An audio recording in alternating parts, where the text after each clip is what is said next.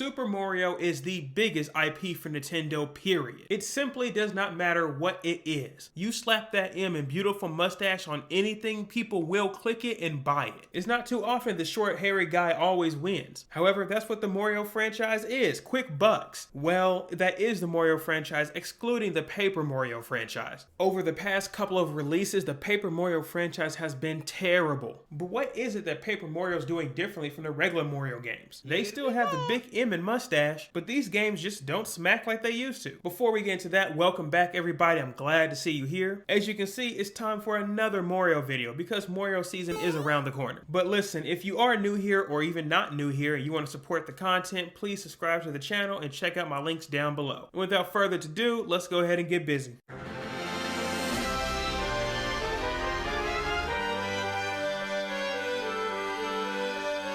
It's insane to think about how big this series has become. Super Mario is the biggest franchise for Nintendo, and of course Mario is their mascot. So Pokemon, Legend of Zelda, please step aside because you'll never surpass him. Since Super Mario is such a Goliath, we know that they've never fumbled the bag. Realistically, it really doesn't matter what they put out. For example, they're putting out a brand new Mario movie coming out in April. Now, of course, I don't have to tell you guys about this because I'm sure you already know about it. Regardless, they know this movie's gonna do so well, they're already putting out commercials before the movies came out. Just the other day, they dropped a plumbing commercial with Mario and Luigi. Now, as fake as this commercial looks because it's animated, it doesn't mean that they're not trying to sell you something. The joke here came from the lady when she said the only thing that they don't drain is her wallet. And we know that's cap. If you've been looking at anything going on with Nintendo recently, we know that they're gonna drain our wallets. I mean, good golly, they're putting this movie in AMC theaters, of course it's gonna drain our wallets. Alas, you get the big picture that Mario can really sell anything and everything. His face is universal and probably only second to Mickey Mouse. However, that being said, I shouldn't say everything Mario sells is doing a great job. And with that enters the Paper Mario series. Stop it! Stop it! Listen, Paper Mario is not a bad series whatsoever. Matter of fact, it's refreshing to have a Mario game based off an RPG format. It's just now instead of him being round and plump, he's just flat, but still looks round.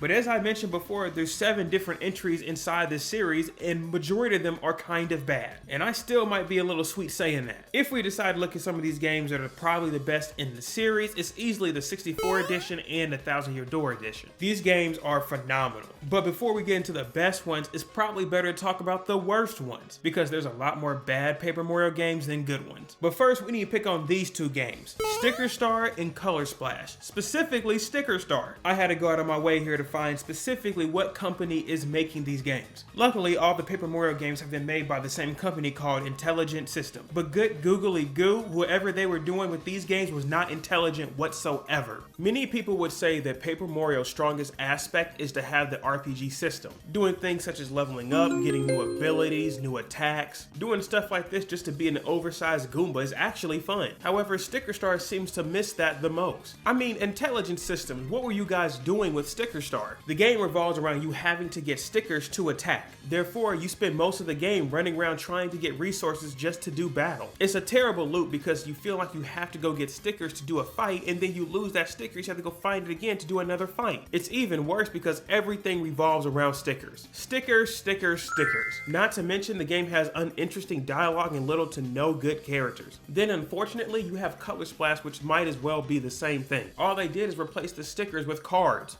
What? While I want to give the company praise for trying new things, they just missed the mark. I'm sure you've all heard the phrase, if it isn't broken, don't fix it. I am sorry, but Intelligent Systems needs to learn this the most. Every single game they make, they try something new and it fails. There was nothing wrong with the original 2, why are you trying to switch it up? Now, I don't want to hate on every Paper Mario game because not every single one of them is terrible. It's just Color Splash and Sticker Star, they're on something different. Alas, some games such as Origami King aren't that bad. Without having to jump into every Paper Mario game, we can at least say most of these games have a little bit of sweetness inside, but the crust is soggy and falls right off. However, as I mentioned before, there are 2 games that they did not fumble on. Of course, the original Paper Mario on the N64 was goated. While we can spend oodles and noodles of time talking about that game, they decided to up themselves in the next release. And listen, if you hear anyone telling you that this is not the best Paper Mario game, they are capping. Paper Mario Thousand Year Door is perfection, and we have to talk about why every Paper Mario game should have been based off of this game. Jumping into Thousand Year Door, you would realize that this is what a Paper Mario game should be like. You'll realize that this is a true RPG game. Compared to what the other games are missing, you actually have levels, you don't have to worry about your resources, and as you continue throughout the story, you realize that all these characters actually have character. When you start off the game in Roadport, you kind of notice it's not that colorful Mario feeling that you usually get in other games. But if you think that's not big enough, wait until you go to the middle of the town and you see this thing hanging. It makes little to no sense why they made the age rating for this game E for everyone. I mean, come on guys, you know this isn't for kids, but honestly making this game more mature is a step towards the right direction. Throughout the whole game, you have a feeling of an ominous presence always there. And no, it's not the presence of the guy that's about to mug you. This game gives off a mature feeling from every one of the chapters. The chapter where people are just turning into pigs because of a sound, the other chapter with a murder mystery on the train, or maybe the chapter where you're helping your homie Coop slay a dragon because he killed his whole clan. Regardless of where you are in the story, you're gonna feel as if the chapters and the characters are full of great content. Well, that's true except for the other Paper Mario games. So the big bad question is, what is happening to this series? It's not like Super Mario's falling off. I mean, they're trying to be the new Despicable Me, and they were already bigger than that anyways. As a matter of fact, you have people like Pedro from the Last of Us series trying to be Mario. Homie never wanted to be Joe to begin with. He wished he was Chris Pratt. So why is it that Nintendo allows the series to be so bad? The constant complaints of the fans show that this series is going downhill. It could be because the company's trying too many new things and they're just not hitting. But as we all know, you can only have so many misses. After too many strikes, you're out of the ballpark. But regardless, let me know what you think about this series, and is it going the direction you want? Let me know in the comments down below. Plus, if this video does do well, maybe we'll do a full review on one of the games in the future. And when I say full review, I'm talking about this one, not this one. That's not happening. But anyways, guys, I appreciate all the love and support. Leave a like, comment, and sub to the channel if you're liking the content. And I'm assuming if you clicked on this video, you must like Mario, so why not check this one out over here? You got 2 more months to prepare, so I suggest you get started now. Anyways, love y'all. Y'all have a good one. Take care. Peace.